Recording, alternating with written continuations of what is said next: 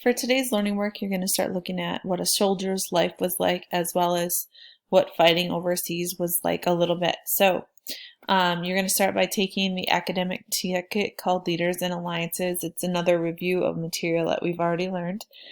Then you're going to be focusing on 3 questions. What was life really like for soldiers that were fighting in the war?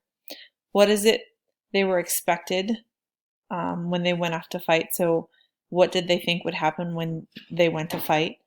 And what do you think would be the hardest part about being a soldier in a war in another country? So you're going to read 29.6 and upload the Life on the Warfront assignment and complete it for Tuesday. Folder for today, you'll see that here are the written directions, which I just showed you. This is the exit ticket that the academic ticket you're going to take.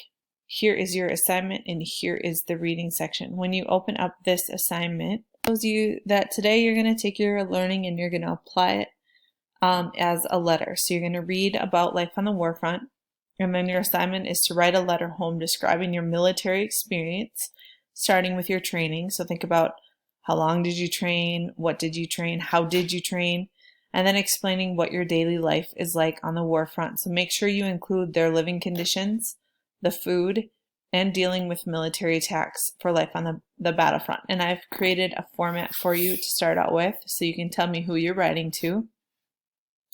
Then right here, you're going to talk about what your training was. And then down here, you're going to talk about what the battlefront was like. As always, if you have any questions, you can talk to me in class today or send me a message via Schoology.